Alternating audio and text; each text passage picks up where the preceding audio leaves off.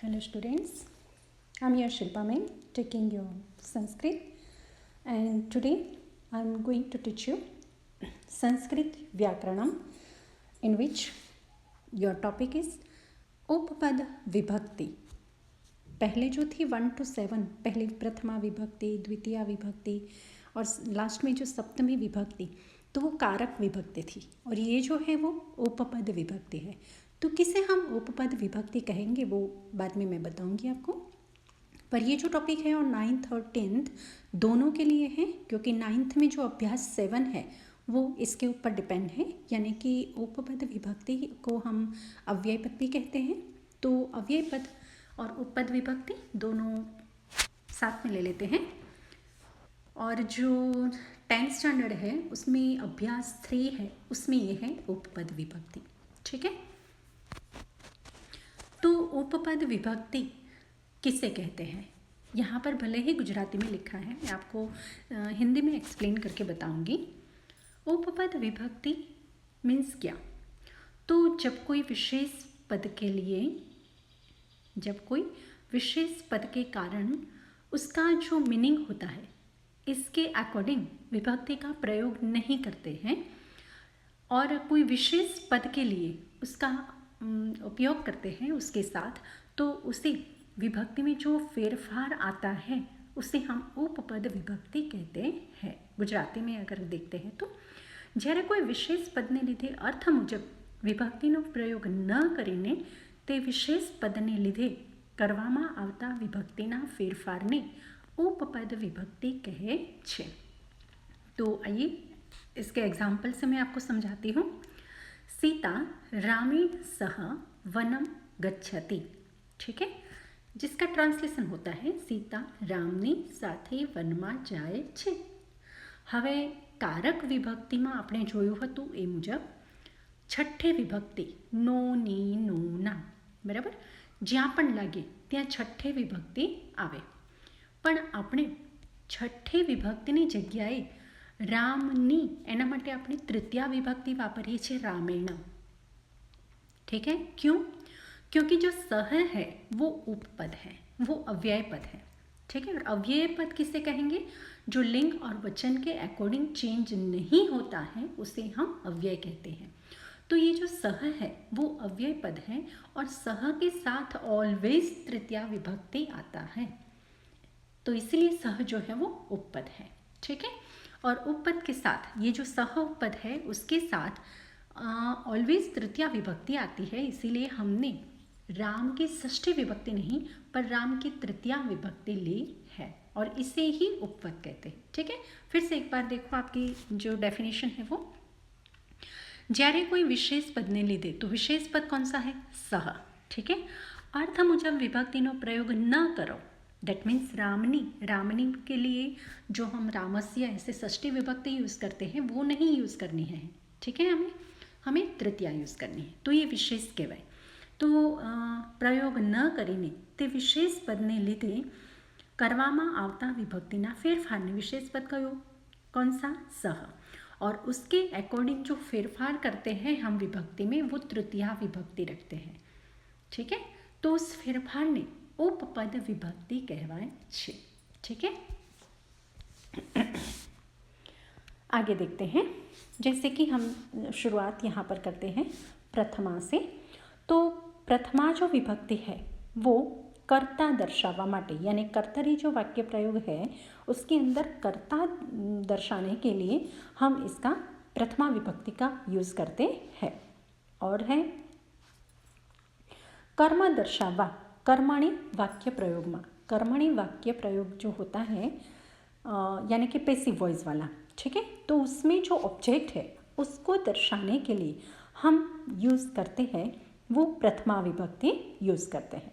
ठीक है, तो देखो कर्तरी में रामः वनम गच्छति, कर्ता दर्शाववा माटे, कर्मणि में रामेण वनम गम्यते, यानी कि राम वन में जाते हैं। ठीक है, तो ये जो रामेण है, राम है, वो दोनों प्रथमा विभक्ति के हैं। अब है द्वितीया विभक्ति। ठीक है, अब देखो कर्तरी में है रामः वनम गच्छति, कर्मणि में है रामेण वनम गम्यते, ठीक है, रामेण वनम गम्यते। तो यहाँ जो राम है, यहाँ जो वनम है, ये दोनों प्रथमा विभक्ति के हैं। तो प्रथमा विभक्ति जो है वो सिर्फ कारक विभक्ति में ही यूज़ होती है, वो कोई भी उपपद के साथ यूज़ होती, यानी कोई भी अव्यय के साथ यूज़ होती नहीं है। अव्यय के साथ अगर यूज़ होती है तो वो उपपद बन जाता है, पर अव्यय के साथ यूज़ होती नहीं है। द्वितीय विभक्ति, तो उसका जो कारक विभक्ति के अकॉर्डिंग उसका जो यूज़ है वो क्या है द्वितीय विभक्ति का? कर्म दर्शावा माटे। कर्तरी वाक्य प्रयोग जो है यानी एक्टिव वॉइस जो है उसमें सब्जेक्ट दर्शाने के लिए, और यस कर्तरी में जो है ऐसे है कि रामः वनम गच्छति, ठीक है, कर्म दर्शा। द्वितीय विभक्ति जो है वो कर्म दर्शाने के लिए, यानी जो वनम है वो हमारा द्वितीय विभक्ति है। अब इसका विशिष्ट प्रयोग आता है, तो किसके साथ हम द्वितीय विभक्ति यूज़ करेंगे, कौन से अव्यय के साथ, कौन से धातु के साथ, ठीक है, ये फिक्स होता है। तो प्रति के साथ, विना के साथ, उभयतः के साथ, परितः के साथ, निकषः के साथ, अंतरा के साथ, ठीक है, ये जो है वो सारे अव्यय है, और नीचे जो है वो सारी धातु है। गम, प्र प्लस विश, नम, पृच्छ, रक्ष, याच, या फिर वस के आगे उप हो, वस के आगे अनु हो, वस के आगे अधि हो, वस के आगे आ हो, सबका मीनिंग एक ही होता है, पर जो भी प्रीफिक्स लगाया जाता है उसके अकॉर्डिंग अगर वस आता है, उसके बाद में वस आता है तो उसके साथ द्वितीय विभक्ति जाएगी, ठीक है। एग्जाम्पल देख लेते हैं। प्रति यानी कि तरफ, जेना तरफनी વાત છે તેની द्वितीय विभक्ति થાય। जिसकी ओर की बात है उसकी द्वितीय विभक्ति होती है, यानी कि रामः सीताम प्रति पश्यति, राम सीता की ओर देखते हैं, ठीक है। तो किसकी ओर, जिसकी ओर की बात होती है उसको हम द्वितीय विभक्ति में रखते हैं, तो सीता को हम द्वितीय विभक्ति में रखते हैं, ठीक है। सह मार्गम प्रति चलति, ठीक है, किसकी ओर, मार्ग की ओर, ठीक है, मार्ग की ओर। तो प्रति के आगे जो भी धातु आता है, सॉरी ऑब्जेक्ट आता है, वो द्वितीय विभक्ति में आएगा, ठीक है। तो सह मार्गम प्रति चलति, तो प्रति के आगे ऑलवेज द्वितीय विभक्ति हमें रखनी है। फिर है विना, विना यानी कि विदाउट, वगर। जेना वगरनी बात है, जिसके बिना की बात है उसको हम द्वितीय विभक्ति में रखे हैं, ठीक है। रामः सीताम विना न गमिष्यति, राम सीता के बिना जाएंगे नहीं, ठीक है। तो किसके बिना की बात होती है, सीता के बिना की, तो जो सीता है उसको हम द्वितीय विभक्ति में रखेंगे। सह कारणम विना कथयति, ठीक है, वो बिना कारण के बोल रहा है, ठीक है। जब कोई रीज़न हो तभी हमें बोलना चाहिए, यूँ ही बक बक बक बक नहीं करनी चाहिए। तो ये कहते हैं कि बिना कारणम, कारणम को हम द्वितीय विभक्ति में रखते हैं, जिसके बिना की बात है उसके लिए, ठीक है। अब है उभयतः, उभयतः यानी कि दोनों साइड। मार्गम उभयतः वृक्षाः सन्ति, तो उभयतः के आगे जो भी आता है उसको हम द्वितीय विभक्ति में रखेंगे, ठीक है, दोनों ओर। तो रास्ते के दोनों ओर वृक्ष होते हैं, ठीक है, वृक्ष है। मंदिरम उभयतः उद्यानम अस्ति, मंदिर के दोनों ओर उद्यानम यानी कि गार्डन है, ठीक है। तो मंदिर को हम द्वितीय विभक्ति में रखते हैं। फिर है परितः, परितः यानी कि चारों ओर। तो मंदिरम परितः खगाः कूजन्ति, मंदिर के आसपास यानी चारों ओर पंछी जो है वो किल्लोल करते हैं। द्वीपम परितः जलम दृश्यते, द्वीप यानी कि बेट, समंदर का जो बेट होता है वो, जिसे हम आइलैंड कहते हैं। तो आइलैंड के चारों ओर हमें क्या देखने को मिलेगा, पानी ही पानी, ठीक है। फिर है निकषा, निकषा यानी कि नजदीक। वृक्षम निकषा मृगाः चरन्ति, यानी कि वृक्ष के नजदीक में पशु चर रहे हैं। स ताम निकषा संगच्छति, वो तुम्हारे नजदीक जा रही है, ठीक है। तो निकषा यानी नजीक। अंतरा, अंतरा यानी कि बीच में। राम रावणौ अंतरा भेदः वर्तते, राम और रावण के बीच में, ठीक है, भेद है यानी कि डिफरेंस है। ग्रामम अंतरा नदी प्रवहति, गांव के बीच में से, गांव के बीच में से नदी बहती है। फिर है गम, अब ये धातु आया, आगे जो था वो सब अव्यय थे, अब आया वो धातु आया, पर गम धातु जहाँ भी लगती है उसके आगे द्वितीया विभक्ति आती है ऑलवेज, ये हमें याद रखना है, ठीक है। बालिका शालाम गच्छति, बालिका जो है वो शाला जाती है। सह स्वगृहम गच्छति, वो अपने घर पे जाता है, ठीक है। तो जहाँ भी जाने की बात आती है उसके आगे हम द्वितीय विभक्ति रखेंगे। फिर प्र प्लस विश यानी कि प्रवेश हो, प्रवेश करना। रामः अयोध्यां प्रविशति, राम अयोध्या में प्रवेश कर रहे हैं। छात्राः विद्यालयं प्रविशन्ति, यानी कि छात्रा जो है विद्यार्थियों, ठीक है, तो वो स्कूल में जा रहे हैं, प्रवेश कर रहे हैं, ठीक है। अब है नम, नम यहाँ पर रूट यानी कि धातु के रूप में आया है, नम वो, ठीक है। तो पुत्रः मातरम नमति, पुत्र जो है वो माता को नमन करता है। शिष्य गुरुम नमति, शिष्य जो है वो गुरु को नमन करता है। तो नमति, नम धातु जहाँ भी आती है उसके आगे हमें द्वितीय विभक्ति रखनी है। पृच्छ, पृच्छ यानी कि पूछना। तो अध्यापक प्रश्न पृच्छति, अध्यापक क्या कर रहा है, प्रश्न पूछ रहा है। अध्यापक छात्रम पृच्छति, ठीक है, अध्यापक क्या पूछ रहा है और किसे पूछ रहा है, ठीक है, दोनों के लिए, पर पूछने के बाद जहाँ भी आती है वहाँ हमें द्वितीय विभक्ति आंखें बंद करके, आंखें मूंद के हमें रखनी है। फिर है याच, याच यानी कि मांगना, जो मांगना है और जिसके पास मांगना है वो दोनों द्वितीय विभक्ति, ठीक है, दोनों की द्वितीय विभक्ति होती है। याचकः धनिकम अन्नम याचते, याचक किसके पास मांगता है, जिसके पास से हमें मांगना है उसकी भी द्वितीय विभक्ति और जो मांगना है उसकी भी द्वितीय विभक्ति। तो याचकः धनिकम यानी कि धनवान इंसान के पास अन्नम याचते, अन्न मांग रहा है। बालकः मातरम दुग्धम याचते, मातरम को भी, माता को भी हमने द्वितीय विभक्ति में लिया और दुग्ध को भी हमने द्वितीय विभक्ति में लिया, क्योंकि हमें जो चाहिए वो भी हमें द्वितीय विभक्ति में रखना है और जिससे चाहिए वो भी हमें द्वितीय विभक्ति में रखना है। अब है रक्ष, रक्ष यानी कि रक्षण करना। ईश्वरः भक्तम रक्षति, ठीक है, ईश्वर जो है वो भगवान का ईश्वर जो है वो भक्त का रक्षण करता है।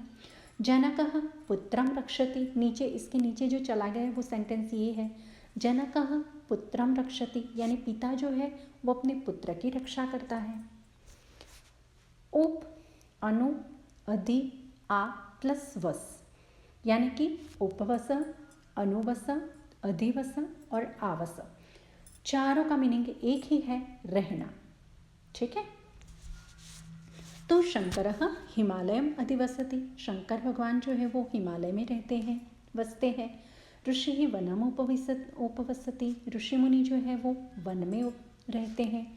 विश्वनाथ राजभवनम आवसति, ठीक है, विश्वनाथ जो है वो राजभवन में बसते हैं, रहते हैं। विभीषण लंकाम अनुवसति, विश्वनाथ को हम राजा भी कह सकते हैं, तो राजा जो है वो राजभवन में रहते हैं। विभीषण लंकाम अनुवसति, विभीषण जो है वो लंका में रहता है। तो प्रथमा विभक्ति का तो कोई विशेष प्रयोग नहीं है, द्वितीय विभक्ति का हमने देखा, अब हम तृतीय विभक्ति देख रहे हैं, ठीक है। तो एक्चुअली कारक विभक्ति के अकॉर्डिंग तृतीय विभक्ति का यूज़ क्या है, कारण दर्शावा माटे, दैट मीन्स किससे घटना घटती है वो, ठीक है, हथियार। કર્તરી વાક્ય પ્રયોગમાં સાધન દર્શાવવા માટે વપરાય છે, जिससे हम कोई काम कर रहे हैं तो उसको हम तृतीय विभक्ति में रखते हैं। जैसे कि रामः बाणेन रावणम हन्ति, राम रावण को मारते हैं, किससे मारते हैं, तो हथियार क्या है, बाण, तो बाण को हम तृतीय विभक्ति में रखेंगे, बाणेन, ठीक है, बाण द्वारा।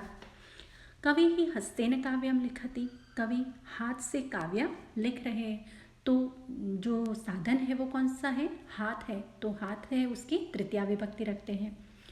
फिर आता है કર્તા દર્શાવવા માટે કર્મણી વાક્ય પ્રયોગમાં કર્તા દર્શાવવા, ठीक है। कर्मणी वाक्य प्रयोग दैट मीन्स जो हम पैसिव वॉइस बनाते हैं उसमें हम कर्ता जो बनाते हैं, आगे भी मैंने आपको बताया था, तो वो जो है कर्ता दर्शाने के लिए हम तृतीया विभक्ति यूज़ करते हैं। जैसे रामेण रावणः हन्यते, राम के द्वारा रावण मारा गया, तो उसमें जो रामेण है वो कर्मणी वाक्य प्रयोग का करता है, तो उसके लिए हम तृतीया विभक्ति यूज़ करते हैं। छात्रेण पुस्तकम पठ्यते, यानी कि विद्यार्थी द्वारा पुस्तक पढ़ा जा रहा है, ठीक है। अब इसका जो विशेष प्रयोग है वो ये है कि ये जो अव्यय आते हैं उसके साथ हमेशा आंखें बंद करके हमें तृतीया विभक्ति रखनी है। सह के साथ, सार्धम के साथ, साकम के साथ, समम के साथ, अलम के साथ, विना के साथ, हिना के साथ, विकारार्थे, ठीक है, उसके साथ भी हम तृतीया विभक्ति यूज़ करते हैं। आइए इसका एग्जाम्पल देखते हैं तो आपका कॉन्सेप्ट क्लियर हो जाएगा। जैसे कि सह, सार्धम, साकम, समम, इन सब का मीनिंग होता है साथ है, ठीक है, साथ में, साथ है यानी कि साथ में। अनागत विधाता परिजनेन सह निष्क्रांतः, सेकंड लेसन जो आपका है वो अनागत विधाता परिजनेन सह यानी उसके परिवार के साथ निष्क्रांतः निकल पड़ा, ठीक है। अनागत विधाता परिवार के साथ निकल पड़ा।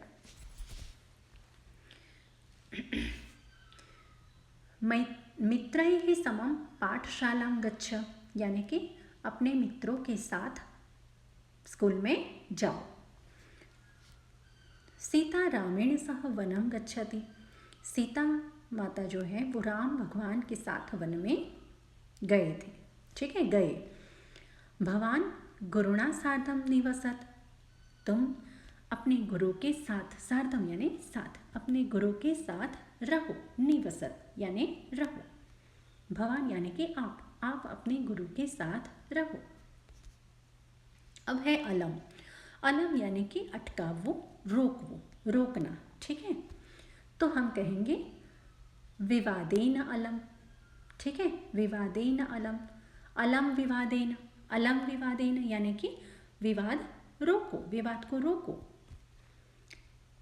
चिंतया अलम, अलम चिंतया यानी कि चिंता मत करो।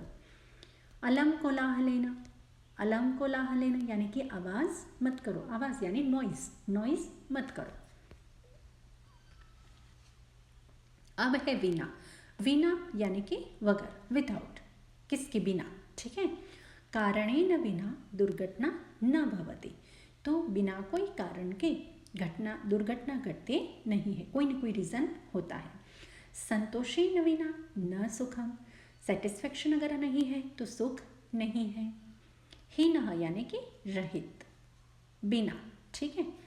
धर्मेण हीनः मानवः पशुः समानः, यानी धर्म के बिना जो मानव है वो पशु समान है, यानी कि हम जो भी भगवान में मानते हैं उसमें हमें बिलीव करना चाहिए, वो ही धर्म है, ठीक है, उसमें आस्था हमें होनी चाहिए।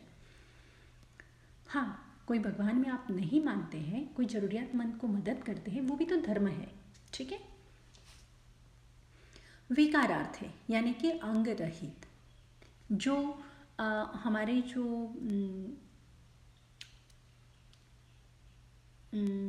पार्ट ऑफ बॉडी है, ठीक है, तो जिसकी भी कमी है उसको दर्शाने के लिए, जैसे हाथ नहीं है, पैर नहीं है, हाथ छोटा है, पैर में कोई तकलीफ़ है, तो ये सब ये नहीं है, अंग रहित यानी कि हमारा कोई भी अंग नहीं है, तो उसको दर्शाने के लिए तृतीया विभक्ति यूज़ होती है। नेत्रेण काणः यानी कि वो देख नहीं सकता।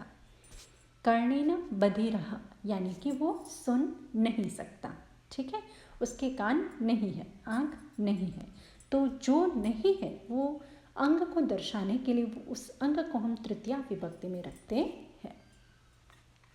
अब है चतुर्थी विभक्ति, तो कारक विभक्ति के अकॉर्डिंग चतुर्थी विभक्ति का यूज़ क्या है, संप्रदान दर्शावा, यानी कि क्रियाનું ફળ જેને પ્રાપ્ત થાય તેને દર્શાવવા, जो भी वर्ब यानी क्रिया होती है उसका फल जिसको प्राप्त होता है उसे दर्शाने के लिए रामः सीतायै बाणेन रामः सीतायै बाणेन रावणं हन्ति। राम ने सीता के लिए रावण को बाण से मारा। ठीक है, किसके लिए? सीता के लिए। फल किसको मिला? सीता को मिला। राम को कुछ मिला? नहीं। जो काम किया वो किसके लिए किया? अपने लिए किया? नहीं, सीता के लिए। तो सीता यही वो संप्रदान दर्शाववा माटे छे। राजा भिक्षुकाय धनम यच्छति। राजा भिक्षुकाय धनम यच्छति। भिक्षुक को यानी कि जो बेगर आता है उसको धन देता है, धन देते हैं। अपने लिए देते हैं? नहीं। किसके लिए देते हैं? बेगर को। ठीक है, बेगर के लिए धन यूज़ करते हैं पर अपने लिए यूज़ करते नहीं। तो जिसके लिए उसका फल जिसको मिल रहा है, किसको मिल रहा है? बेगर को। ठीक है, तो उसको मिल रहा है, इसीलिए ये भिक्षुकाय जो है वो संप्रदान विभक्ति यानी कि चतुर्थी विभक्ति में रखा जाता है। जिसको फल मिलता है उसको चतुर्थी विभक्ति में। अब इसका विशेष प्रयोग क्या है वो देख लेते हैं। विशिष्ट प्रयोग ये है नमः स्वस्ति स्वाहा। यहाँ पर जो नमः है वो धातु नहीं है। देखो यहाँ पर जो नमः है वो अव्यय है। ठीक है, नमः स्वस्ति स्वाहा स्वधा वषट अलम कृत ध्रुव। यस, ये अलम वहाँ तक जो है वो अव्यय है। अब नीचे जो है क्रुद्ध ध्रुव ईर्ष्य रुच स्पृ कत दा यानी कि यच। ठीक है, तो ये सब जो है वो धातु है। तो इन सब के साथ हमें ऑलवेज चतुर्थी विभक्ति आंखें बंद करके रखनी है बिना सोचे समझे। ठीक है, अगर ये वर्ड हम देखते हैं तो उसके साथ हमें उस शब्द की चतुर्थी विभक्ति लगानी है। तो नमन करना, यहाँ पर जो नम धातु नहीं है परंतु नमः अव्यय पद है। ठीक है, श्री गणेशाय नमः। ठीक है, तो यानी गणेश भगवान को नमन हो, हम नमन करते हैं, वो क्रिया नहीं दर्शाती। यहाँ बैठे बैठे भगवान तो ऊपर है। ठीक है, यानी कि स्वर्ग में है, हम यहाँ बैठे बैठे मन से उनको नमन करते हैं। तो श्री गणेशाय नमः, श्री सरस्वती नमः, सरस्वती माता को नमन करते हैं। गुरुवे नमः, गुरु हमारे सामने हो या न हो पर ब्राह्मण जो है वो ऐसे बोलते हैं श्री गुरुवे नमः, तो गुरु को नमन हो। ओम नमः शिवाय। ठीक है, शिव भगवान को नमन हो। तो इन सबको नमन करने के लिए ये अव्यय है नमः, उसके साथ हमेशा चतुर्थी विभक्ति आती है। स्वस्ति यानी कि कल्याण हो। ठीक है, आपका कल्याण हो। शिष्याय स्वस्ति भवतु यानी कि शिष्य का कल्याण हो। प्रजायै स्वस्ति अस्तु यानी कि प्रजा का कल्याण हो। ठीक है, कल्याण के साथ स्वस्ति के साथ ऑलवेज चतुर्थी विभक्ति आएगी। अब है अलम, आगे भी एक अलम आ गया, उसका मीनिंग था अलम मतलब मत करो। ठीक है, रोको, हाँ रोकना। और यहाँ पर जो अलम है वो पहुँची वर्गो। ठीक है, दोनों की कंपैरिजन में एक ज़्यादा स्ट्रेंथ वाला है तो हम कहेंगे कि इसको तो यही पहुँचेगा। ठीक है, तो ये अर्थ में है। आपको कैसे पता चलेगा ये अलम कौन सा है? तो जहाँ पर दो इंसान आते हैं, दोनों के बीच की कंपैरिजन होती है, वहाँ अगर अलम आता है तो चतुर्थी विभक्ति रखनी है। ठीक है, और अकेला अलम आता है अलम क्रोधेन यानी कि क्रोध मत करो। ठीक है, और दोनों इंसानों के साथ आता है कंपैरिजन के लिए, तो वहाँ पर ये चतुर्थी विभक्ति यूज़ करनी है। अर्जुन कर्णाय अलम यानी कि अर्जुन कर्ण को क्या कहते हैं, अर्जुन कर्ण को संभाल लेगा मतलब उसको पहुंच पाएगा। उस कर्ण से अर्जुन ज़्यादा ताकतवर है। ठीक है, भीमः दुर्योधनाय अलम यानी कि भीम जो है वो दुर्योधन से ज़्यादा स्ट्रेंथ वाला है, तो दुर्योधन को वो पहुंच पाएगा। क्रुद्ध यानी कि गुस्सा, क्रोध। दुर्वासा सरस्वती क्रुध्यति, 9th लेसन में आता है 10th स्टैंडर्ड की। तो दुर्वासा सरस्वती क्रुध्यति, दुर्वासा जो है वो सरस्वती के ऊपर गुस्सा करते हैं। वशिष्ठ रामाय क्रुध्यति, वशिष्ठ ऋषि जो है वो राम पर गुस्सा करते हैं, पर क्रुद्ध धातु जहाँ भी आती है उसके आगे ऑलवेज चतुर्थी विभक्ति आएगी। द्रोह यानी कि द्रोह करवो, ठीक है। दानवाः देवेभ्यः द्रुह्यन्ति, द्रुह्यन्ति यानी द्रोह करवो। क्या करना है उसका, दानवः देवेभ्यः द्रुह्यन्ति यानी कि दानव राक्षस जो है वो देवता गण जो है उन पर ईर्ष्या करते हैं, द्रोह करते हैं, ठीक है। दुर्योधन भीमाय द्रुह्यति, दुर्योधन जो है वो भीम पर द्रोह करता है, ठीक है। द्रोह करना यानी उनकी ईर्ष्या करना, बस वही। और ईर्ष्य यानी कि महेशः सुरेशाय ईर्ष्यति, सॉरी, महेश सुरेश के प्रति ईर्ष्या करता है। दानवाः स्वर्ग जना ईर्ष्यति यानी स्वर्ग में रहने वाले जो देवता गण हैं उनकी ईर्ष्या करते हैं। दानव यानी राक्षस। कथ यानी कहवो। लक्ष्मी ही सरस्वती कथयति, लक्ष्मी जो है वो सरस्वती को कहती है। पार्वती गणेशाय कथयति, पार्वती गणेश को कहती है। कथ धातु के साथ ऑलवेज चतुर्थी विभक्ति आती है। स्पृह यानी कि इच्छा।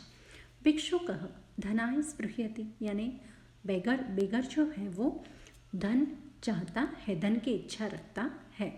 मानवः स्वर्गाय स्पृह्यति, इंसान जो है वो स्वर्ग में जाने की इच्छा रखते हैं।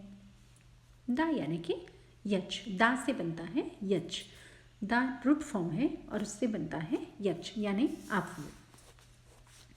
राजा भिक्षुकाय धनम यच्छति, राजा बेगर को धन देता है। विष्णु ध्रुवाय वरम ददाति, विष्णु ध्रुव को वरदान देते हैं, विष्णु भगवान। रुच यानी कि पसंद होना, ठीक है, पसंद पड़ना। मह्यम संस्कृतम रोचते, मुझे संस्कृत पसंद है, गमे छे, बराबर। छात्राय पठनम रोचते, विद्यार्थियों को पढ़ना अच्छा लगता है। ओके, यहाँ पर हमारा ये जो उपपद विभक्ति है उसका पार्ट 1 हम यहाँ कंप्लीट करते हैं, क्योंकि एक साथ में सात विभक्ति ले लो तो आप बोर हो जाओगे, इसलिए मैंने 2 वीडियो करने का डिसीजन ले लिया। और ये पार्ट 1 हम यहाँ कंप्लीट करते हैं और उसके बाद जो है वो हम पार्ट 2 में पंचमी विभक्ति, षष्ठी विभक्ति और सप्तमी विभक्ति उसका जो विशेष प्रयोग है वो देखेंगे। तो तब तक के लिए गुड बाय।